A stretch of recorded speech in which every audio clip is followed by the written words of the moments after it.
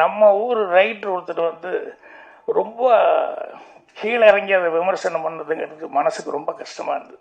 ஏன்னா அவர் நல்ல ரைட்டு, பெரிய ரைட்டு, பேர் வாங்கினவர்.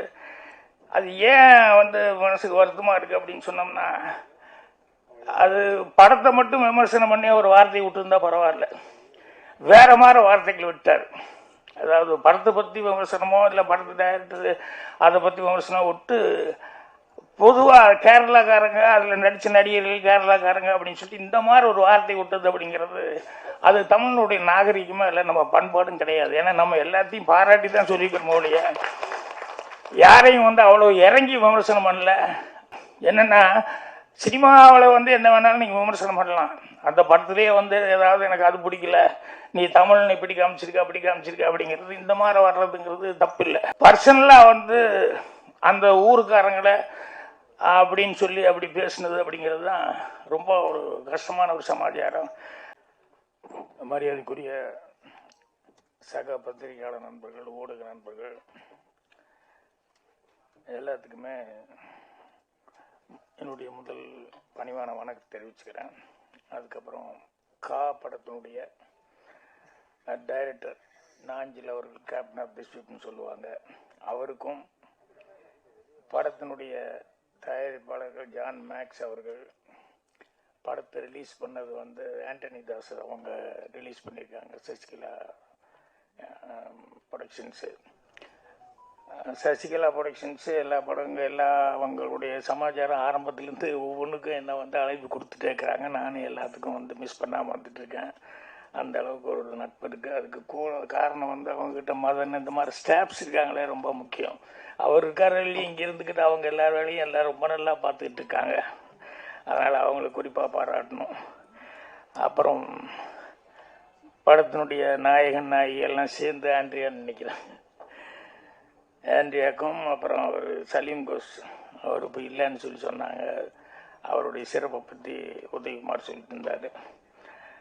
அதனால் அவருக்கு என்னுடைய வருத்தம் என்னென்னா, நல்ல ஒரு கலைஞன் வந்து டக்குன்னு இப்படி போயிட்டார் அப்படிங்கிறது. அதுக்கப்புறம் இசை மியூசிக் சுந்தர் பாபா அவர்களுக்கு, இன்னும் இந்த படத்து சம்மந்தப்பட்ட எல்லாருக்குமே என்னுடைய வணக்கத்தையும் அட்வான்ஸாக வாழ்த்துக்களையும் தெரிவிச்சுக்கிறேன். முதல்ல வாழ்த்து சொல்ல வேண்டியது நான் உதயகுமார் தான் சொல்லணும். ஏன்னா இப்போ தான் இயக்குனர் சங்கத்தில் முதல் முறையாக தலைவராக வந்திருக்காரு. அதனால் என்னுடைய வாழ்த்துக்கள் தெரிவிச்சுக்கிறேன். வந்தோடனே அவர் ரொம்ப சந்தோஷப்பட்டது என்னென்னா, அவர் அங்கே வந்ததோட சந்தோஷம் இங்கே ஆண்ட்ரியா பக்கத்தில் எனக்கு உட்கார்றதுக்கு வாய்ப்பு கிடைச்சது. அதனால் அந்த ராசி தொடரட்டும். அடுத்தடுத்து எங்கே போனாலும் அவருக்கு அந்த மாதிரி ஹீரோயின்கள் எல்லாம் முக்கியமானவங்கெல்லாம் அவர் பக்கத்தில் உட்காரணும். அவருக்கு இது பண்ணிக்கிறேன். அதே மாதிரி டைரக்டர் பேசுனது எனக்கு ரொம்ப பிடிச்சது. நாஞ்சில் அவர்கள் அவர் பேசுனது ரெண்டு விஷயம். ஒன்று வந்து அந்த சலீம் கோஸை பற்றி சொன்னார். நம்ம எப்பவுமே வேறு மாதிரி இமேஜின் பண்ணோம் இல்லையா, அவர் ஷார்ட் முடிஞ்சோடனே உடனே வந்து கட்டி பிடிச்சி ஒரு முத்தம் கொடுத்தா தான் ரொம்ப பிடிக்கும் அப்படின்னு சொல்லி சொன்னார். நான் ஆண்ட்ரியாவை நினச்சி பார்த்துக்கிட்டேன். ஆண்ட்ரியா அப்படி சொல்லியிருந்தா எப்படி இருந்திருக்கும் இல்லை, சொல்லும்போது நம்ம நினச்சி பார்ப்போம் இல்லையா, அந்த மாதிரி நினச்சிக்கிட்டேன். அப்புறம் படத்தில் வந்து உண்மையிலேயே அவர் சொன்னது வந்து ஆண்ட்ரியா எந்த அளவுக்கு அதில் ஸ்ட்ரெயின் பண்ணியிருக்காங்க, எவ்வளோ அக்கறையோடு இதில் நடிச்சிருக்காங்க, எவ்வளோ ஈடுபாடு இருந்திருக்கு அப்படிங்கிறத வந்து அவர் சொல்லும்போது புரிஞ்சுட்டேன். அதுக்கு முன்னாடியே வந்து எனக்கு மற்றவங்ககிட்டலாம் பேசும்போது கூட ஜான் மேக்ஸு அவங்க ஆண்டனி தாஸ் இவங்க அந்த டீம்கிட்ட பேசும்போதெல்லாம் கூட அவங்க அவ்வளோ ஈடுபாடோடு நடித்தாங்க அப்படின்னு சொல்லி கேட்டேன். கேள்விப்பட்டோடனே அது ரொம்ப சந்தோஷமாக இருந்தது. பொதுவாகவே எல்லா படத்துலையும் ஈடுபாடோடு எல்லாருமே நடிக்கிறவங்க தான். இருந்தாலும் சிலது பர்சனலாக சில கேரக்டர்ஸ் அப்படிங்கிறது ரொம்ப லைக் பண்ணிட்டாங்க அப்படின்னு சொன்னோம்னா அது வந்து ரொம்ப இன்வால்மெண்ட்டோடு நடிப்பாங்க. அடுத்து டைரக்டர் சொன்னதில் நிறையா சினிமாவை பற்றி புதுசாக இருந்தது எனக்கு. அவர் சொன்னதில் நிறைய விஷயங்கள் என்னென்னா, சினிமாங்கிறது ஒவ்வொருத்தரும் ஒவ்வொரு மாதிரி சொல்லியிருக்காரு. அவர் கொஞ்சம் யாரோ ரெஃபரன்ஸ் எல்லாம் கொடுத்துட்டு இது அனுபவம் அப்படின்னு சொல்லி சொன்னார். பொதுவாக படம் ட்ரெய்லர் அதெல்லாம் பார்த்தா தான் படத்தை உடனே பார்க்கணும் அப்படின்னு சொல்லி தோணுது. இதில் ஆன்ட்ரியா ஆக்ஷன் அப்படின்னு சொல்லி நடித்ததெல்லாம் பார்த்துட்டு கண்டிப்பாக பார்க்கணுன்னு. அதை விட அவர் டைரக்டர் பேசினதை வச்சு இவ்வளோ ஏதோ சொல்கிறாரு, ஒரு வித்தியாசமாக இருக்க, அதனால் அவசியம் படம் என்ன இருக்குன்னு பார்க்கணும் அப்படிங்கிற மாதிரி ஒரு ஆர்வத்தை கொடுத்தது. வந்தோடனே யாருக்கிட்ட என்ன இதுன்னெல்லாம் கேட்டுக்கிட்டு இருந்தேன். அவருடைய எக்ஸ்ப்ளனேஷனுங்கிறது கொஞ்சம் வித்தியாசமான முறையில் இருந்தது. இந்த படங்கள், இந்த மாதிரி படங்கள், காமார படங்கள் எல்லாம் வந்து அந்த காலத்தில் நான் ரொம்ப விஜயில் தான் நடித்து revolver, Rita, Kanchana, confide Kanchana, அந்த மாதிரி டப்பிங் படங்கள் தெலுங்கில் எடுத்து அது பூரா வந்து வரும். அதெல்லாம் மிஸ் பண்ணாமல் நான் பார்த்துருவேன். எப்பவுமே இந்த டப்பிங் படங்கள் தெலுங்குலேருந்து வர்றது ஃபைட் படம்னா எனக்கு ரொம்ப பிடிக்கும். அதனால் மிஸ் பண்ணாமல் காந்தாராவ படங்கள் இதெல்லாம் நான் பார்த்துக்கிட்டே இருப்பேன். அந்த மாதிரி அவங்க விஜய் ஜெயலலிதா நடித்தாங்க. அதுக்கப்புறமா விஜய் ஜெயலலிதாவுக்கு அப்புறம் வந்து அப்புறம் ஆக்ஷன் படங்கள் விஜய் சாந்தி கொஞ்சம் வேறு மாதிரி சோசியல் டைப்பில் வந்து விஜய் சாந்தி வந்து நடித்தாங்க. ஸோ விஜய் ஜெயலலிதா வந்து பூரா கவ்பாய் படங்கள் அந்த ஜாதியில் இருக்கும். விஜய் சாந்தி ஃபேமிலி ஓரியன்டாக செஞ்சாங்க. ஸோ எல்லாமே ரெண்டுமே லைக் பண்ணுற அளவுக்கு தான் இருந்தது. அப்போல்லாம் கர்ணன் டைரக்டர் தான் இந்த கவ்பாய் படங்கள்னு சொல்லி இங்கிலீஷில் வர்ற படங்கள் பூரா அந்த மாதிரி டைப்பில் வந்து அந்த ஜாதியில் இங்கே படம் எடுக்கிறது, அந்த மாதிரி கண்ணுக்கு நல்லா வச்சுட்டு எடுக்கிறது அப்படிங்கிறது அவர் கர்ணன் சார் படங்கள் தான்.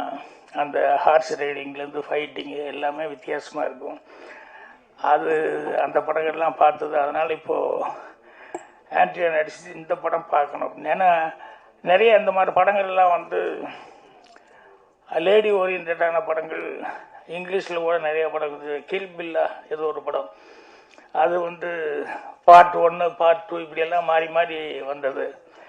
இனி ஒரு படம் வில்லியா ஒரு பொம்பளை நடிச்சிருப்பா. அவர் ஹீரோ நல்ல பாடி பில்டர், அவர் பேர் நம்ம மறந்து போச்சு எனக்கு. அவர் வந்து அது ஒரு படத்தில் ஹீரோ. அந்த படத்தில் அவர் மேலே வந்து எங்கே போனாலும் ஒரு மர்டர் நடக்கும். அந்த மர்டர் வந்து அவர் மேலே அந்த சார்ஜ் வந்துடும், மர்டர் சார்ஜ். ஸோ அவர் அதில் போலீஸ்கிட்டேருந்து தப்பிச்சு ஓடிட்டு இருப்பார். அப்புறம் இங்கே வாங்க அங்கே வாங்க, உங்களுக்கு எதுக்காக என்னங்கிறதுல விளக்கம் சொல்கிறான்னு சொல்லிட்டு ஒரு ஸ்பாட்டுக்கு போய் நிற்பார். போய் நிற்கிற இடத்துல பூரா பார்த்தீங்கன்னு சொல்லி சொன்னோம்னா மறுபடியும் மர்டர் நடக்கும், மறுபடியும் மாட்டிக்குவார்.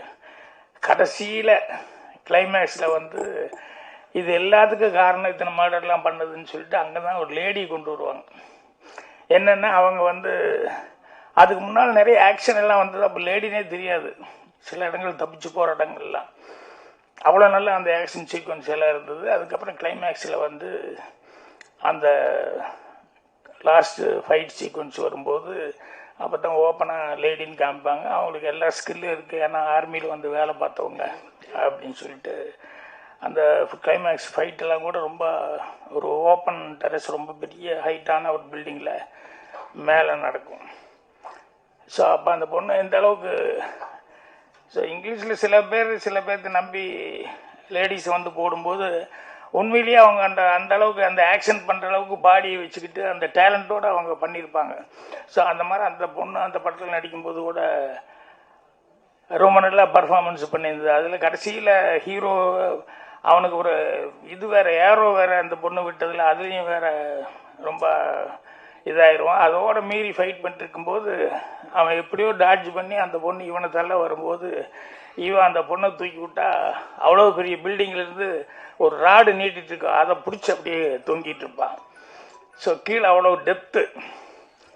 இப்போ அவன் தொங்கிட்டு இருக்கும்போது இவன் கஷ்டப்பட்டு எந்திரிச்சு மெல்ல பக்கத்து வந்து பார்ப்பான். அவளுக்கு தெரியும் இனிமே இதுக்கு மேலே வந்து நம்ம தப்பிக்கிறதுக்கு சான்ஸே இல்லை. ஏன்னா ஒரு 15-20 மாடிக்கு மேலே இருக்கும். இவ்வளோ டெப்த்தில் நம்ம உழுக போகிறோம், சாக போகிறோம் அப்படின்னு சொல்லும்போது அப்போ வந்து மெல்ல வந்து சொல்லுவாள், இந்த மாதிரி இனி நம்ம தப்பிக்க முடியாதுங்க சொல்லும்போது ப்ளீஸ் ஹெல்ப் மீ அப்படிங்கிற மாதிரி சொல்லுவாள். அப்போ அந்த ஹீரோ வந்து சொல்லுவான் என்னென்னா, இத்தனை பேர்த்து நீ கொலை பண்ண லைனா, அதுவும் உயிர் தானே, அப்போல்லாம் உனக்கு ஃபீலிங்கே எதுவுமே கிடையாதா?